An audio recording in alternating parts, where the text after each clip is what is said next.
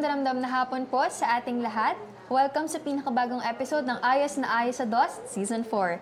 Ito ang programang maghahatid sa inyo ng mga makabuluhang kwentuhan patungkol sa siyensya, teknolohiya at inobasyon. Kayo ay nakasubaybay sa DOST Central Luzon Facebook page, sa Radio Agri 90.1 FM, ang official radio station ng Philippine Center for Post-Harvest Development and Mechanization of PhilMec, at sa Access Network Community Channel. Ako pong inyong lingkod, Doreen Custodio, ang kasama ninyo ngayong hapon, alas 3 hanggang alas 4, ngayong araw ng Lunes, para sa ating makaagham na programa. Sama-sama po tayo para sa isang oras na punong-puno ng kaalaman hinggil sa mga teknolohiya at inobasyong hatid ng Department of Science and Technology. Ako naman po si Dian Briones, ang makakasama nyo sa ating talakayan. Nandito muli kami, ang inyong weekly dose of knowledge and good vibes. Dito lamang yan sa Ayos na Ayos sa DOS Season 4. Nais po naming batiin ng isang makaagham na hapon ang kagalang-galang naming Regional Director ng DOST Central Luzon. Of course, walang iba kundi si Dr. Julius Cesar V. Sicat. Good afternoon po, RD. Isang agham na ramdam na hapon din po sa aming mga Assistant Regional Directors. Of course, we have ARD for Technical Operations, Boss Romy. Good afternoon po. ARD for Finance and Administrative Services, ARD Belen. And ARD for Field Operations, ARD Maricel. Good afternoon po. Sa amin po mga provincial directors, pati na rin po ang lahat ng staff ng Regional Office and of course PSTOs ng buong DOST Central Luzon. Isang agham na ramdam na hapon po sa inyong lahat. At binabati rin po namin ang buong DOST Central Luzon S&T Promotion and Communication Unit under the leadership of Dr. Lady Mel B. Sicat. Good afternoon po, SciCom. At isang agham na ramdam na hapon din po sa lahat ng bumubuo ng PhilMec sa pangunguna ng kanilang Director 4 na si Dr. Junicio G. Alvendia, pati na rin po sa buong team ng Radio Agri. At nais din po naming batiin ang Access Network Cable TV na katuwang po natin every week, pati na rin po sa lahat, especially na nakikinig at nanonood sa atin ngayon, isang agham na ramdam na hapon po sa inyong lahat. Yan, partner, no? Last week, mula sa ating topic ay marami tayong natutunan. And ito nga yung tinatawag nating path builder na nakasama natin si Engineer Roy Andrew Garcia, which is ang COO or Chief Operating Officer ng Macarius Smart Learning. So, ipinaliwanag niya sa atin kung ano nga ba yung path builder, which is ang path builder po para sa mga hindi na nakapakinig or nakapanood last week. Ito po ay isang AI native learning intelligence platform para po sa mga schools or especially pala sa review centers kung saan gumagawa ito ng personalized learning pathways for learners. So, dito, partner, gaya nga nung napag-usapan natin last week, talagang kino-customize nila yung kanilang platform para sa mga nais na sa mga estudyante na gagamit ng platform na yun. Kasi si Engineer Roy mismo ay isang Electronics and Communications Engineers Licensure Exam Board Top Notcher. Kaya parang kumbaga naging inspirasyon niya yun para mai-share sa iba kung paano nga ba mas maging efficient yung pagre-review natin. At hindi lang naman limited sa mga board exam takers yung kanilang platform, kundi pati rin sa mga students. Ayan. And bukod pa doon sa pagiging board top notcher ni Sir, ay isa rin siyang, actually yung Macarius Smart Learning, yung team nila ay binubuo sila ng mga instructor. So, nagtuturo daw specifically din talaga sila sa mga review centers, ganun. So, alam talaga nila kung paano ba dapat nating gawin itong yung platform na ito, which is yung path builder nga. And alam mo, partner, na gustuhan ko yung sinabi din ni engineer no, na itong path builder ay nagfo-focus daw talaga sila sa mastery ng mga topics, ng mga subjects. Kasi nga, ayun, na sabi niya din na kadalasan, di ba, parang itong mga learning platforms natin ay nagsasagot lang tayo for the sake of like submission para maipasa lang natin, ay natapos ko to. Pero kadalasan parang nakagraduate na yung isang estudyante. Paano ba na-measure nun yung parang hindi siya accurate na measurement ng mastery, 'di ba, sa isang subject, kung nakapasa ka ba, kung na-perfect mo ba ito. Kasi minsan madali mo lang i-memorize, 'di ba, yung mga sagot. Pero ayun nga, sa tulong ng path builder ay parang personalize yung mga pag-aaralan mo sa pag-aaralan ng learners para sa kanya personally, kasi kunyari, nahihirapan ka sa isang topic na ito, ay doon ifo-focus nung platform na yon kung yung mga topics na ibibigay niya sa'yo. Ayun, oo, partner, totoo yan, no? Nakakatuwa kasi, lalo dun sa part na yun nga, nabanggit mo nga, no, yung term na personalized. Kasi, kumbaga specifically designed siya para dun sa isang student kung ano yung magiging kabuang track niya sa magiging kabuang lessons. So, halimbawa, sabihin natin, magte-take siya ng licensure exam. So, napaka-broad ng topics na aaralin niya. So, kumbaga, dito magaling na pala siya based dun sa pinakaunang assessment na ibibigay ni Path Builder. So, ma-assess dun na dito sa mga area na to, ilales na lang natin yung lesson ibibigay sa kanya kasi mastered na niya yung part na to. So, dito tayo magfo-focus dun sa mga area na hindi pa ganun ka-mastered nung isang estudyante. So, ibig sabihin, malaking tulong siya sa magiging efficiency sa time and effort. And of course, yun nga, yung pagkonsumo ng energy, habang nire-review mo to, mastered mo na pala, tapos nire-review mo pa ng nire-review. So, doon tayo magfo-focus sa ibang areas na kailangan natin matutunan pa, i-improve. Ayan. So, and partner, alam mo partner, sa panahon ngayon, napakalaking tulong din talaga ng mga makabagong technology. Yes, tulad na nga nung Path Builder, di ba? Kaya para sa episode natin ngayon, makakasama natin ng isang kumpanyang nagbibigay ng mga smart farming solutions tulad ng greenhouse automation, IoT sensors or Internet of Things sensors, at data-driven monitoring para mas mapadali ang pamamahala ng tanim, mas mapabuti yung ani at mabawasan of course yung gastos ng mga magsasaka. Alamin natin ngayon kung paano nila pinagsama ang agriculture and technology para sa mas maging productive and mas matatag na kinabukasan ng ating agricultural sector. So, panoorin po natin itong short AVP na ipepresent po sa ating mga screen.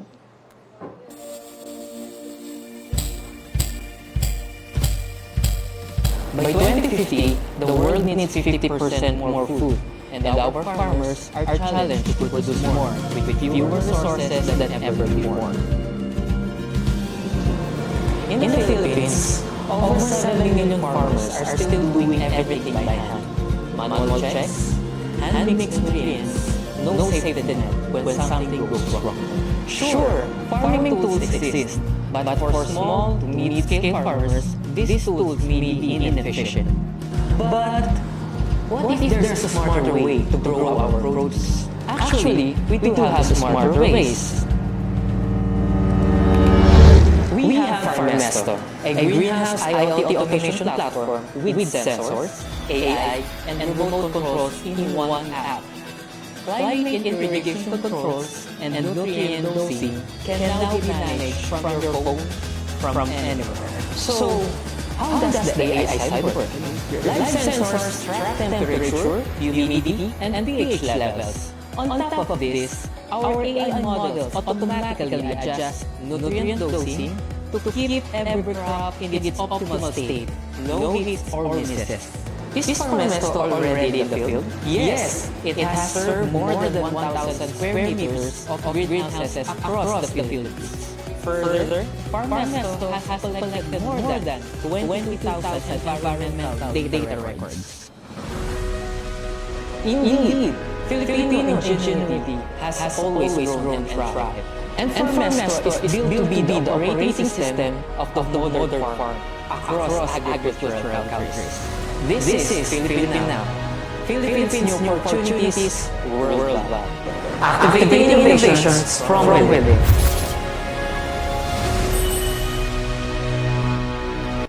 Ayan, parang through this AVP, parang lalo akong na-curious, partner, kung ano ba yung pag-uusapan natin ngayong hapon. Kaya naman po, kilalanin na po natin yung makakasama natin upang ipakilala sa atin yung nakwento sa AVP nga na iyon.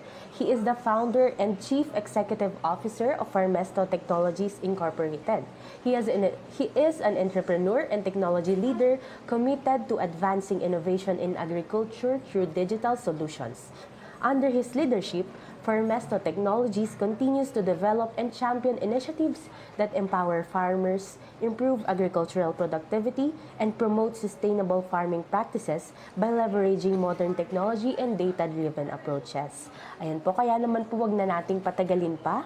Sama-sama po nating i-welcome ang founder and CEO ng Farmesto Technologies Incorporated, si Mr. Alvin Phoebe Artemis A. Valdez. Good afternoon, Good afternoon, po. sir. Welcome po. Hello po ma'am, good afternoon po Good sa inyo afternoon pong po, mga Sir tagapakinig. Sa inyo pong ano po. Ayan. Sir Alvin, welcome po sa Ayos na Ayos sa DOST. And grabe po, super catchy po ng inyong name, ano?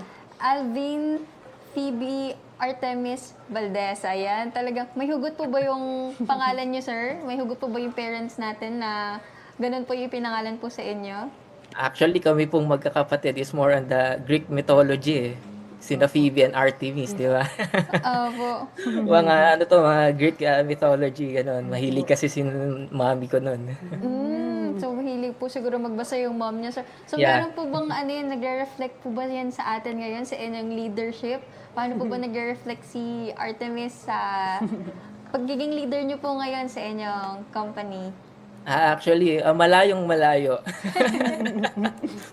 Ayun po, mami. Sige. Ayun.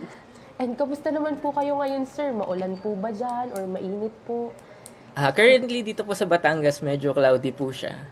And ayun nga po, hindi naman po ganun nung past days lang medyo malakas po yung ulan. Pero today naman po medyo gloomy lang yung yung weather po namin. So far so good naman po. Opo. So, gaano po kayo ka-excited ngayon na i-share po sa ating viewers and listeners ang technology po natin na na-develop na ito? Actually, I'm very exciting po. Gawa po, this is because this is funded po by Department of Science and Technology. Kumbaga, with the collaboration with them, with the DOST TAPI, I think we are proud to share na may output yung ating technology. Ayan. And hopefully may magkaroon pa ng impact ito nationwide. Yes. Oo yan, sir. Of course. So, atin po, para po sa ating mga Facebook Live viewers, kung meron po kayong tanong, ay i-comment nyo lang po sa DOST-Central Luzon Livestream. Ayan. And to start po, sir, pwede po ba kayong magpakilala muna? And pakilala nyo na rin po yung company nyo and ano po yung mission nito, sir? Okay, thank you. I'm Alvin Valdez, the founder and CEO of Farmesto Technologies Incorporated. So currently po, si Farmesto po is we develop automation systems for greenhouses po. So in layman's term po, kumbaga, di ba nagmamanual pa po tayo kung tayo may mga hydroponics, di ba?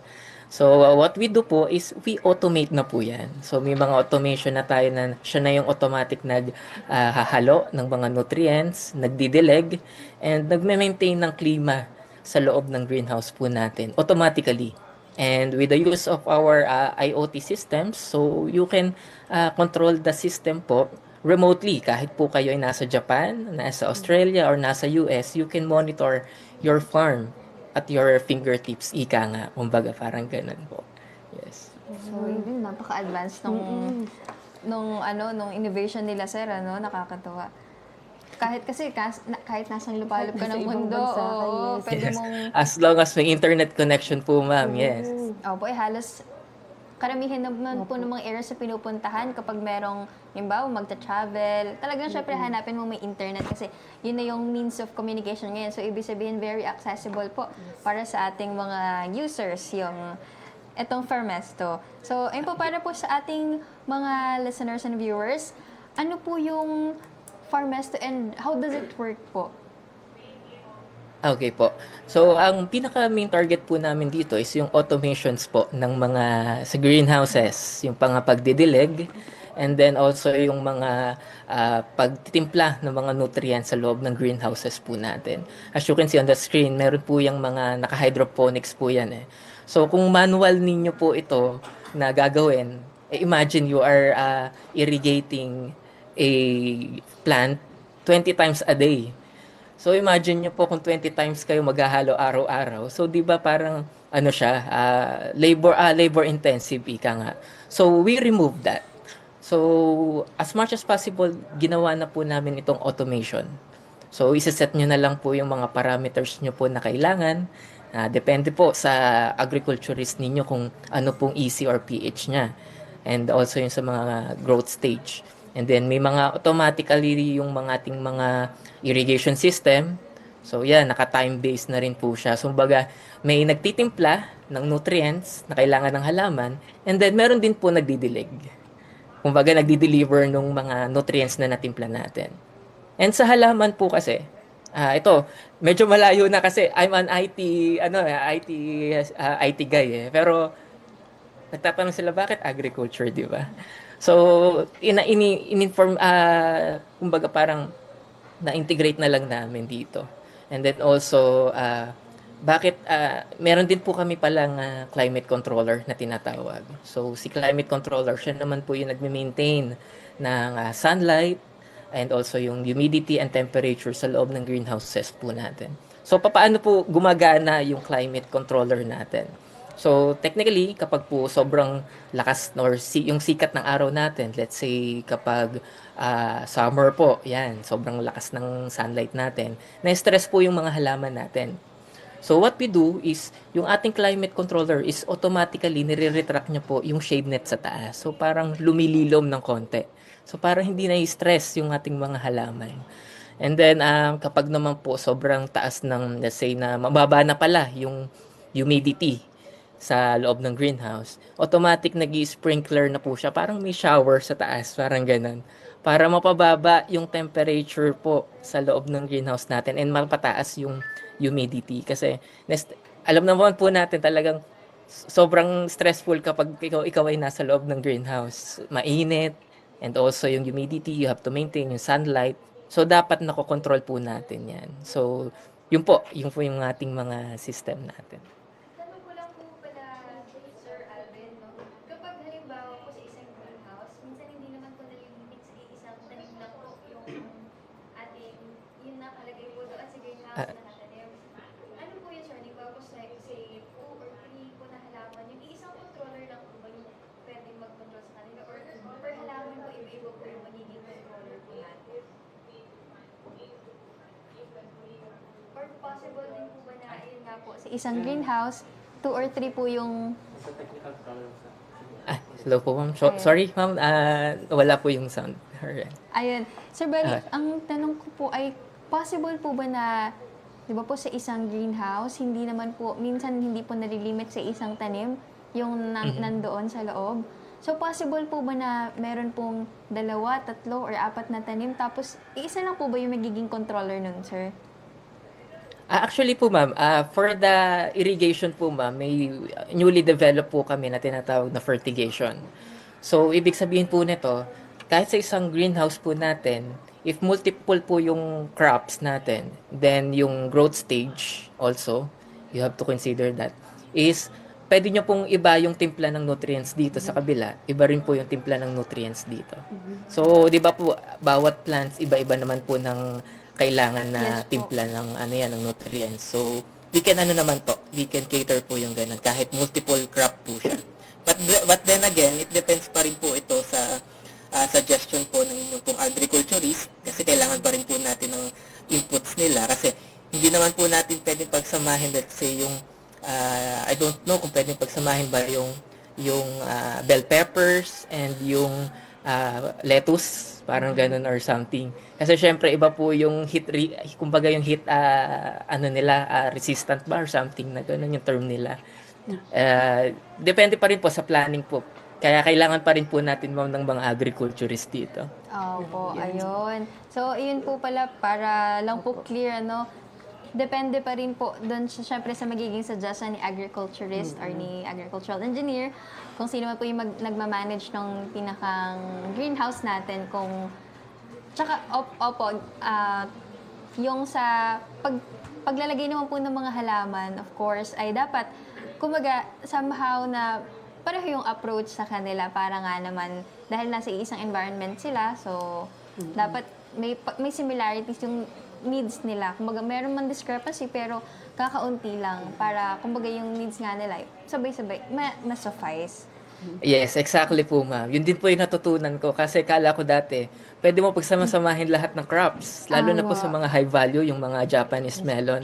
Eh, minsan po si Japanese melon, kailangan niya ng sunlight. Sobrang ng sunlight, siguro may certain level of sunlight na hindi po kaya ni lettuce indain yung init. Apo. So parang ano siya, tawag dito, medyo conflicting sa kanila. So kailangan pa rin po natin ng suggestions ni agriculturist for that. So yun lang din po, kumbaga disclaimer lang din na we are not removing the job of agriculturist. Kumbaga tool lang po kami. We want to help them improve yung productivity. Opo, parang Yes, ganun. ayun. Pero nabanggit niyo po sir kanina more on the IT side po kayo pero parang madami na din po kayong na pick up natutunan po sa pag ano po ng Farmesto dahil na Yes po, ma'am. Actually, pati nga po yung mga photosynthesis na yun eh. Kasi you have to understand po kung ano po yung kailangan ng halaman natin. Opo. And ano po yung sensor na kailangan din po. Let's say, bakit ba kailangan ng photosynthesis? Let's say, ginagamit siya para mag-create ng pagkain ng halaman. Di ba? Pag maliit po yung photosynthesis natin, yung activities, parang naglelegi yung mga halaman natin. So, hindi ganun yung improvement or something na ganun. So, kaya as an IT guy, kailangan din po natin ma-understand yung ganun. Hindi lang po more on the technology side, but also kung ano ba yung fundamentals ng mga halaman natin to understand well para po yung ma-output po natin kung ano yung desired na harvest. Kung gusto natin ng magandang harvest, you have to understand yung fundamentals kung paano ano yung kailangan ng halaman, parang ganun. Ano yung needs nila. Ayun Yes. po, totoo yan sir. Parang we can somehow relate it to the DOST. Yung ginagawa po ng DOST na kailangan muna ng, gaya rin po ng ginagawa niya ng technology needs assessment para po ma-assess Yes. kung ano ba yung specific na kailangan ng ating mga client and this time naman po sa ating mga halaman. Kasi actually po, napakaraming considerations po sa halaman sir, di ba po? Gaya Yes po, araw-araw po may bagong learnings kami. Kasi hindi lang, kasi sabihin po natin may mga climate change na po tayo, which is true, na may talagang epekto na talaga siya, lalo na po sa open field natin. So, that's why kami po dito sa Farmesto is, we are actively engaging po yung mga changes po na nangyayari na yan. So, we have sensors, mga ganon. So, bumabase na po kami sa data. Hindi na po sa basta kung ano yung nafe-feel natin. I-data-driven na natin yan kasi kailangan na. Yes. Yes. Kanina nung kinikwento po niyo po sir yung kung paano ba 'to gumagana, parang ang naisip ko napaka high-tech, 'di ba? Kung siguro pag kung maririnig mo kung ano yung technology, parang ganito yung may isip mo kasi sabi ni sir parang automatic na yung pagdidilig, tapos pag na-sense nung ano na medyo mainit, ganon yung sunlight, ay parang magre-retract daw yung mga shade, tapos pag may kailangan ng humidity, ganun. Parang mag-sprinkler na. Tapos sobrang high-tech, di ba? Tapos parang, ayun nga, napapadali yung mga processes na kailangan na sa originally ay paulit-ulit dapat na ginagawa Labor siya. intensive, no? Sabi Yes. nga ni sir. And Yes. Para po kumbaga mag-focus na lang yung ating mga agriculturists in improving yung mga research pa, parang ganun. Para hindi na yung redundant na araw-araw ka na turn on, turn off ng fan kasi mainit, di ba? Mag-monitor sa sa handheld sensors mo, di ba? Yan, that's very true Kung ano po. yung mga mas importante pa siguro, yun. yes po. Yun na lang gawin ni agriculturist. And so, nung dinidevelop niyo po ito, ano po yung parang naisip niyo na ito yung magiging goal ng platform na ito, ng Farmesto? Mhm. Well, actually, konting story time lang po dito. Kasi it starts po nung pandemic natin. So, may small farm po kami sa Calatagan, Batangas. And then, syempre, naka-manual labor po kami sa field. So, doon ko po naisip na, yung daddy ko po kasi nagtatanim. And then, sabi ko, sobrang labor intensive nito. Then kapag dinaanan ng bagyo or sobra yung init, you don't have control kasi you are always at the mercy of our environment, di ba po? So, doon ko po naisip na, what if integrate natin yung automation system? Since ako naman po ay may background sa computers, parang ganon. So, what if pag-merge natin? So, kumbaga, yun po yung hugot ko until now na sige, tulungan natin yung farmers. Kasi na-experience ko po mismo yung hirap nila. So, kumbaga parang ramdam ko sila talaga. Yung mga ganong hugot system, gano'n, di ba?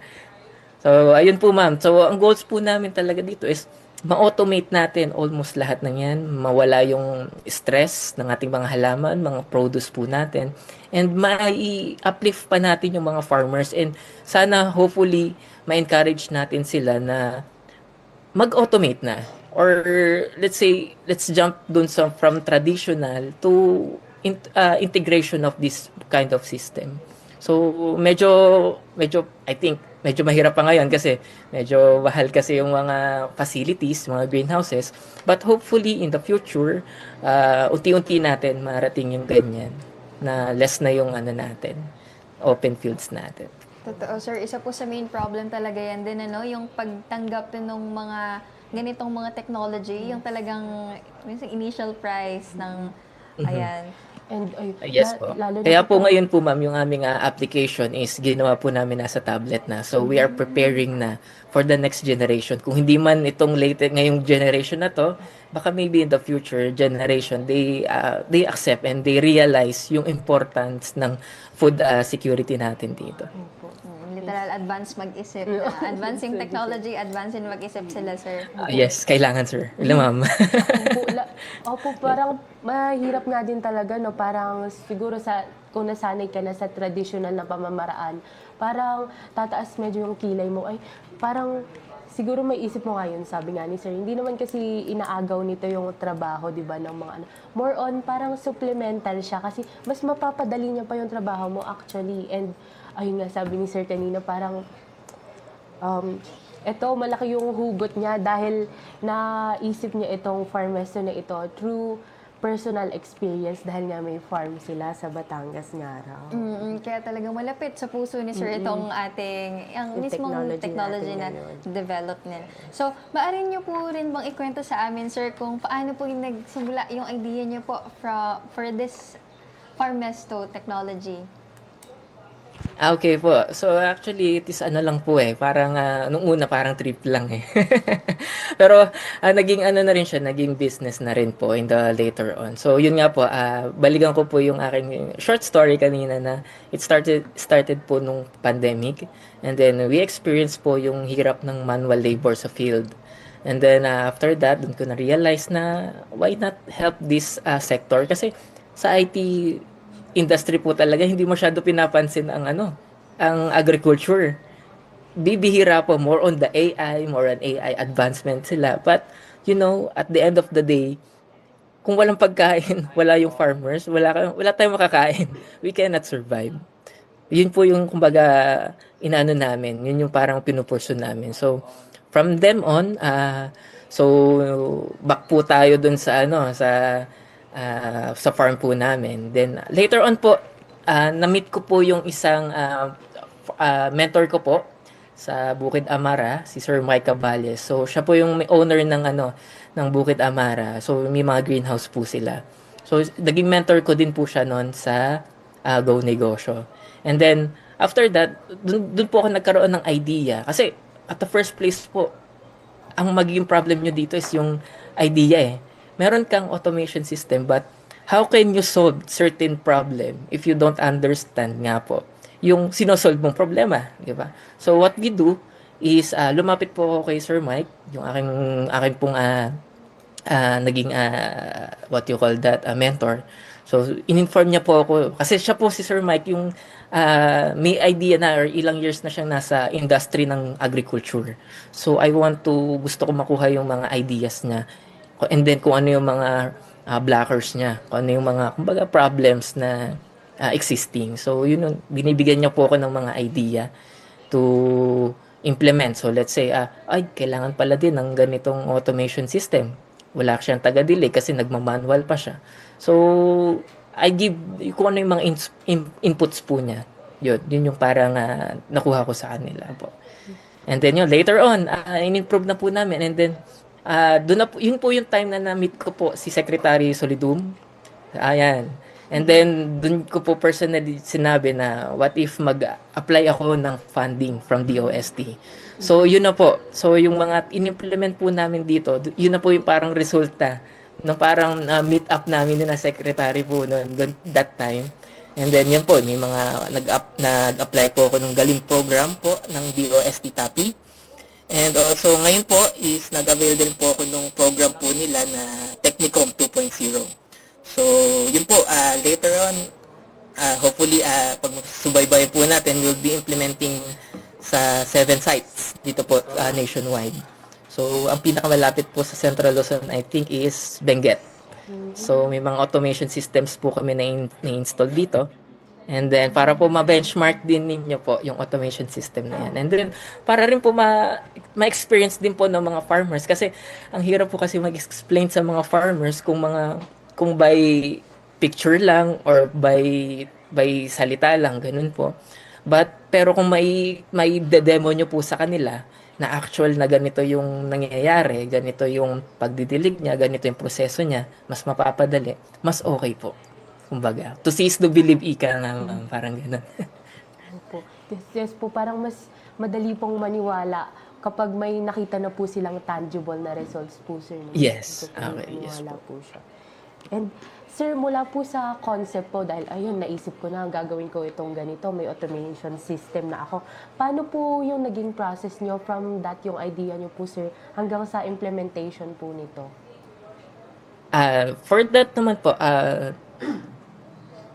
una-una po is nag-create muna po ako ng working prototype.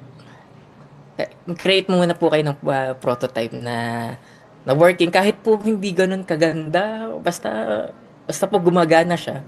And then ang ginawa po namin is in-apply po namin ito for funding with the DOST.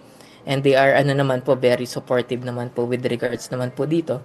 And then ayun po, may mga lang po siya, may mga processes, and then yun, hindi ko kaya na po siya. Yan. So, nagsimula lang sa isang prototype, of course, para ma-manifest yung isang idea. At hindi naman, hindi nga naman need po, sir, di ba, na perfect yung ating prototype. Yes, Kasi, exactly. kaya nga siya Yung po yung tinawag- misconception ng iba na you have to be perfect muna. No. Kailangan mo have a working prototype first para mas maniwala sila. Opo. Kesa yung screen muna. Kasi pag ginawa niyo pong perfect yan, hindi po kayo matatapos. Ayan. Kasi as we go along, doon na po yung mga improvement, yung mga feedback from Yes. users, ayan. So, doon na unti-unting magde-develop lalo at mas may improve pa. Yes. And parang related po yung, may nabasa lang kasi ako, share ko lang po. Parang kapag gumagawa ka ng isang bagay, sabi, parang you create like a child kasi 'di ba yung mga bata parang gumagawa sila ng mga bagay ay yung idea mo ilalagay mo lang kasi may isip mo posible naman to yung gusto mo lang ipapasok mo siya pero pag parang nag-edit ka na nag-revise ka na ay dapat parang yung utak mo parang isang scientist na nag-undergo siya ng process na ganito yung scientific process kung magre-research ka kung tama ba to kung possible ba siya so parang ayun nga kung dapat as you create something, parang you have the like childlike wonder, ganun. Pero once you revise it, parang yung mindset mo ay parang sa scientist. Ayun, nabasa ko lang po, parang medyo related Yes. lang So, sila. para po si Thomas Edison, di ba? It fails 10,000 times before it gets, di ba? Kasi you don't have to be perfect nga naman. Yes. So yan, ma-sideline lang. Yes. Ayun po. For sure, sir, hindi po naman laging, hindi laging small wins or big wins yung ating naging proseso. So, ano po yung mga naging biggest challenges nyo naman while developing po itong Farmesto? Okay po. Number one po niyan ay isa po sa mga hurdles ko po and yung challenges is that yung network. I don't have a network kasi sa industry ng agriculture. Kasi nung una po talaga, siyempre nasa industry po ako ng IT, then magjo-jump po into agriculture. So yun po yung medyo hurdle ninyo po sa umpisa. Sino yung tatakbuhan ninyong legit na tutulong sa'yo to help improve yung or develop yung technology. And sunod na lang po yung yung financing natin yan. Which is maano naman po ito maipo-provide ni DOST kung you are developing a system or you are developing a device or something na ganyan na alam po nyo na makakatulong sa tao or sa ating bayan, proceed it. I-ano nyo po yan. Our DOST is very welcome po sa mga ganyang technology. At maraming salamat po sa DOST yan. Lalo na po sa DOST Tavi. Yan, Wow. especially So, po. shout out po sa ating mga kasamahan sa DOST TAPI. Yan. Hello po kay, syempre babanggitin ko rin ang isa sa mga kakilala ko sa TAPI na natutuwa dahil fini-feature natin din yung kanilang mga naging client, no? Kaya Engineer Josa. Hello po, Ate Josa. Hello po. Ayan, from DOST TAPI. Ayun. So, ayun po, magbabasa naman po tayo ngayon ng ilan sa mga comments natin dito. So, unahin po natin kay, of course, ang ating weekly taga-subaybay, kay Tita Marivic Rivera. Yan po, congratulations again, Diane, Lorene, and DOST Central Luzon. So, hello po, Tita Mavic. Hello po, Good afternoon tita. po. Ayun po, meron din po ulit siyang comment. Shout out daw po. Shout out to KJ, Karina, Carlal, Tita Doris, and Tito Jeff. And they're watching from BC, Canada. Hello po, mga pinsan at tita ko po yun. Nanonood po sila sa Canada. Abot po tayo yung program po natin sa Canada. And ayun po, may message naman din po ulit siya, sir. Congratulations po, sir, sa developed technology po nyo. Ayun, thank you po, Ayun, tita. napaka-supportive ni Tita Mavic Opo. and ng family ni partner ni Diane. Ayan. Yes po. And ayun, balik po tayo, sir. Yun na pahapyawan niyo po kanina. Sino po yung mga naging katuwang niyo po sa pag-develop po nitong Formesto, sir? And yung naging papel po, malaking papel po ng DOST po dito sa process po na ito? Okay po. Unahin ko na po sa DOST because sila po yung number one po na nag-help sa akin. Not only po in financial, but also in the networking. So if you are familiar po, the last, if I'm not mistaken, last month, we have po a expo in Singapore. So dun po kumbaga parang na-explore po namin yung market po ng Singapore no, na dun po namin na-realize na parang parehas lang din po pala ng problema nila dito sa Pilipinas when it comes to food security. Yes. So, with that help po talaga is napaka-importante po sa amin to link yung mga stakeholders po doon sa Singapore. Actually, may nakausap na rin po kami doon that they are willing to adopt our technology also. And maybe in the future po, siguro maybe in the future expansion na po yan. Dito muna tayo sa Pilipinas, yan, kumbaga. So, let's help them. Then, and also, number one is the network po, yung natulong ni DOST. And second po, yung financial po, because sa kanila po mga programs, like yung Technicom 2.0 po na program po nila, is that they will give you a fund to scale up and implement yung mga pilot testing. So, yun po yung gagawin po namin po ngayon. We have 7 sites nationwide. So, this is selected po. Hopefully, itong mga areas po na ito, dumami pa. Hindi lang po dun sa 7 sites na yun. So, we have in Daet, Camarines sa Norte, in Iloilo, and also in Davao City, and Benguet, Tagaytay, and Quezon. So, yun yung mga areas po namin. So, nakaikot po yan. So, hopefully, in the future, mas mapadami pa natin din. And we can help po to implement po yan. Just stop us lang po dito sa Formesto. Ayan. Nakakatuwa no kasi yung tinanong natin kay Sir kung ano yung biggest challenges niya, which is yung network and financing nga, no. And dun sa yung sa latest nating tanong, ano yung naging papel ng DOST? So si DOST pala ang naging solusyon sa biggest challenges ng Formesto, which is yun nga, yung network Networking. and yung finance na matter. Ayan. So, ngayon po, sino-sino naman po yung mga nung dina-develop nyo po ito and ngayon pong meron na po kayong 7 sites, sino-sino po yung pangunahin nyo pong beneficiary in mind para makinabang po sa platform po na ito? Ayan po. Number one po is yung ang target market po namin as of now po is yung mga semi-commercial and commercial greenhouses po natin. So ito po yung mga cooperatives. Yan. And also yung mga nagpo-produce po ng mga high-value crops like yung mga lettuces, Japanese melons, and yung mga yung sinasabi ni Ann Curtis, ano tawag doon? Capsicum. Capsicum. Diba? Yun, oo, yung bell pepper. So, yun, mga high value crops po yun. Then, later on, kapag okay na po yung sa semi-commercial and commercial, we can jump in naman po doon sa mga hobbyist type na. So, doon lang po kami mag-tarp po dito. Ayan, so talagang target nila, sir, ay yung mga owner ng greenhouses, which is karamihan nga naman yung mga cooperatives natin, ano? Kasi talagang yung mga may-ari ng greenhouse, talagang medyo malalaking grupo or association, ganyan. Yes. Kasi medyo may kamahalan po talaga yung pagtatayo ng greenhouse. Facilities. Ng facilities for greenhouse. Yes Ayan. po, ma'am. Ayun So, po. para po mas ma-encourage din po nila. Kasi pag po naka-cooperatives, di ba, sama-sama yan, parang naka-pool sila dyan. So, mas madali mag-produce ng ganyan. Ng mga lalo na po mga high-value crops natin, mga Japanese melons, yan. Ayan. Tsaka syempre po pag cooperative, ano po sir, meron silang sistemang sinusundan. Kaya Yeah. alam mong talagang gagamitin nila or talagang meron silang maayos na proseso para doon sa pag-adapt ng mga ganitong technology or innovation. Ayan. Actually po, ma'am, sa ma-input ko lang din, sa Western Visayas, maybe this year po, yun po yung isa naming isa sa mga projects po namin because we have projects in Western Visayas.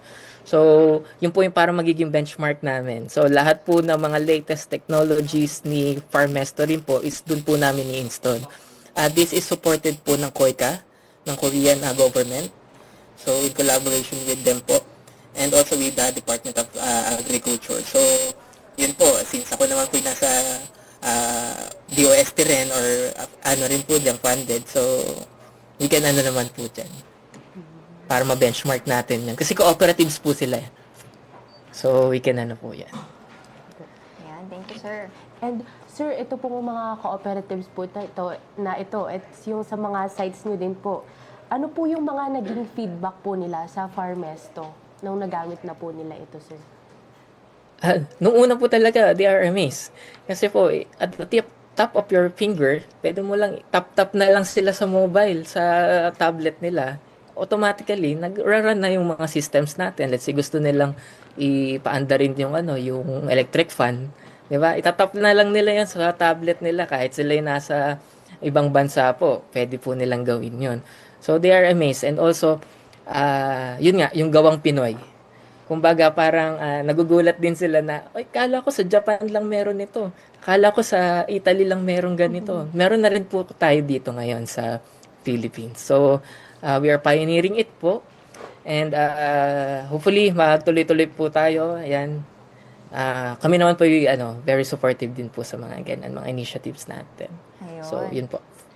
Sir, tanong ko po pala, si agriculturist po ba, si agricultural engineer po yung magsaset po ng parameters doon sa ating system or paano po isaset yung mga condition, Mga po sa temperature? conditions.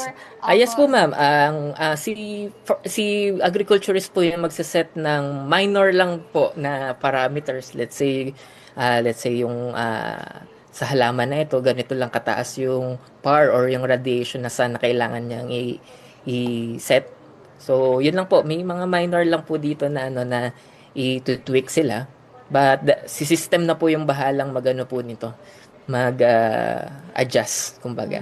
May certain level lang siya na i-tweak. Parang ganun. Ayun. So, isaset ni agriculturist or ni agricultural engineer.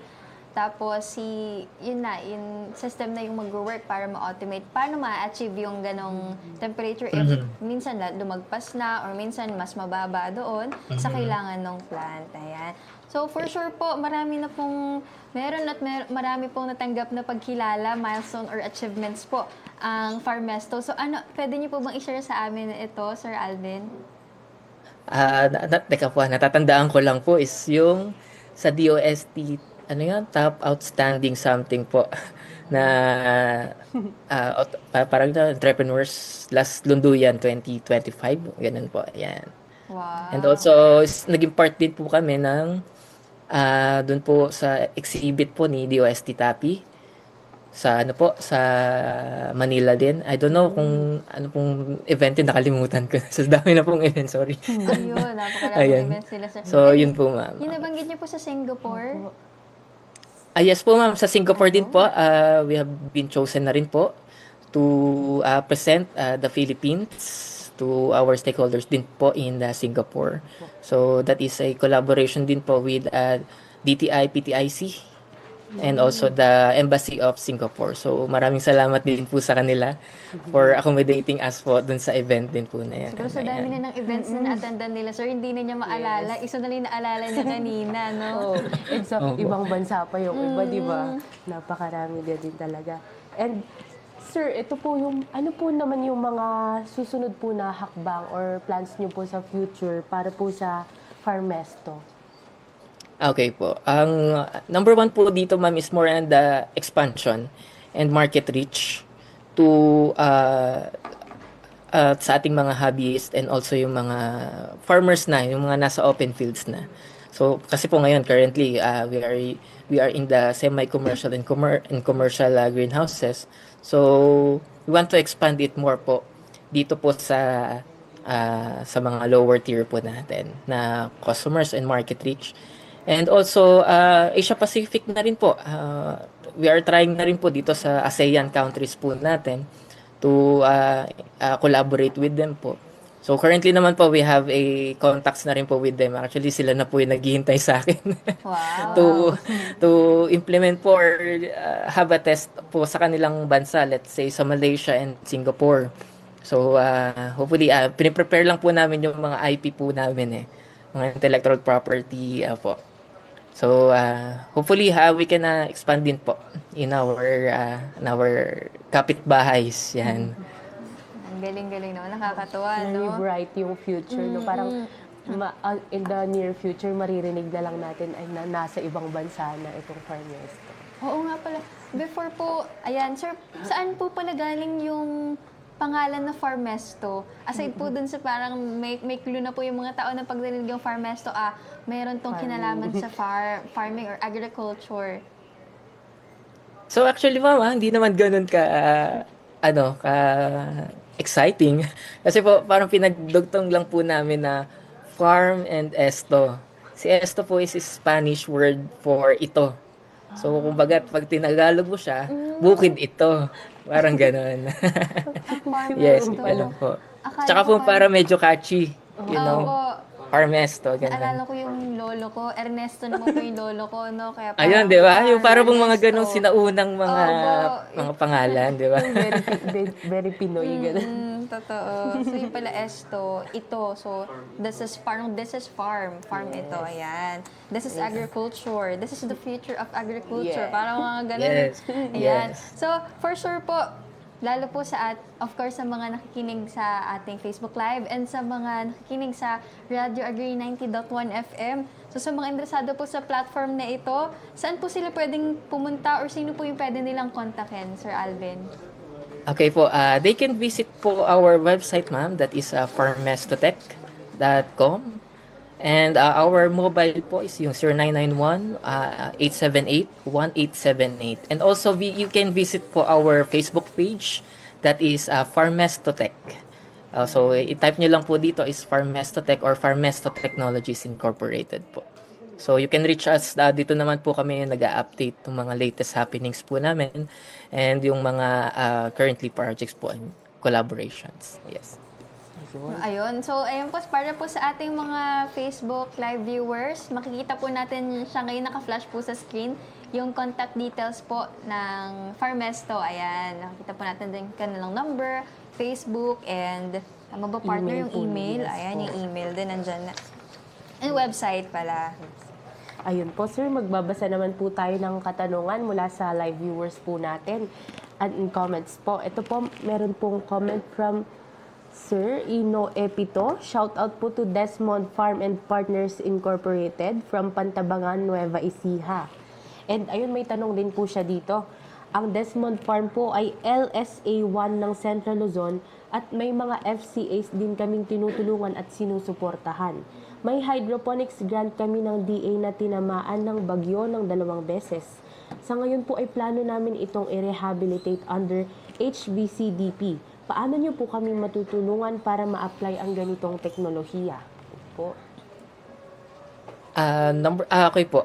For this one po, ma'am, we can have I can give you po yung aming brochure. So, siguro ano na lang po namin, send na lang po namin dito sa ating group or as dito po sa Facebook nyo na lang po. So, we can give you po the idea kung ano po yung mga technology and kung ano po yung sinosolve niyang problems po dito. And then, when it comes naman po sa yun lang po, yun po yung sa amin pong may check, may bibigay na information is to kung ano po yung ating mga ginagawa and yung purposes po ng bawat automation systems po namin. Ayan. So, ayun po. Thank you po sa answer, Sir Alvin. So, meron po tayo ditong second question from Ma'am Marivic Rivera. Sir, pwede po ba mag-OJT ang mga agri-students ko sa inyo? Or pwede rin po bang mag-thesis ang mga agri-students ko with you? Ayan. Dito po isang... Currently po wala pa po kaming wala pa po kaming specific site. But I can recommend po you a learning site and this is an DAATI accredited site. Ito po yung Bukid Amara. So they are they are accepting po an OJT so they can give you a hands-on training kumbaga sa agriculture natin. Nandito yung mga greenhouses, kung paano yung proper management. They can give you a contact with them po dito. Yes. Bukid Amara. Bukid Ayan. Amara. So, sa Facebook po, i-search na lang po sa Facebook ang Bukid Amara. Tama po ba? Yes po, opo. Ayan po. Yun lang po. Kasi tumatanda- Isang word lang po yung Bukid Amara. Ayan. Yes. So, Tagalog na Tagalog po yan. Pwede Yes, po natin opo. i-search. Ayan. So, para po sa mga students, ng agricultural students, kasi for sure, sir, malaking tulong po ito sa kanila, yung sa mga agri-students natin, na ma-immerse po sila sa ganitong technology or innovation na very, very advanced. Ayan. Pati po, of course, sa mga IT student din. So, ayan. Yes. Actually, yung pong Bukid Amara po kasi isa rin po siya sa mga selected sites namin dito for Technicom implementation. So, makikita po nila maybe this year kung pupunta po sila yung mga automation systems po na i-install po namin. So, meron po tayo ulit question po dito.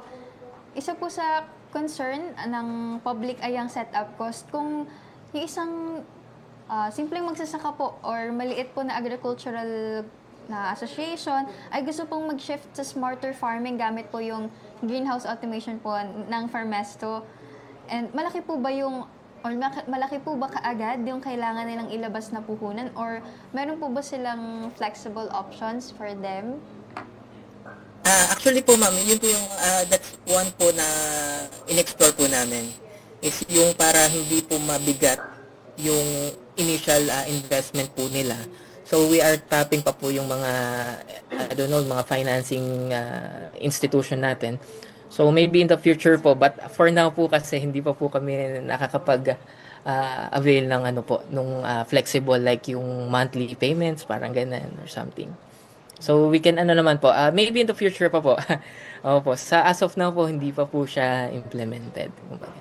Ayan. So, in the future part po ng future plans nila, sir, ayun nga, Yes yung po. sa pricing, kasi, Para mas maging accessible siya. Yes. Yun din po yung problem because the initial investment po talaga is medyo costly po talaga for small farmers po natin. So, ayun po. And Thank you, sir. Ito po sir, may isa pa po ulit tayong tanong dito.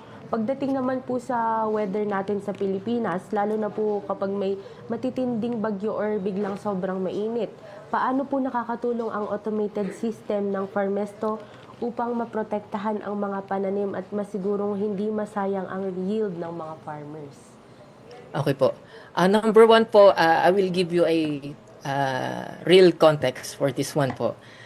Pag po tayo dinaanan po ng bagyo and you are in a greenhouse and then super typhoon po yung bagyo, you have no choice but to have a self-destruct po talaga yung greenhouse natin.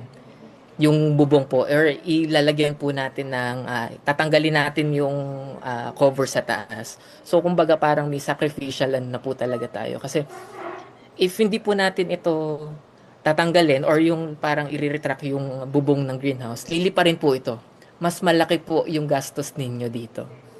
So, kumbaga po, if you are a greenhouse, yun po, sa system natin.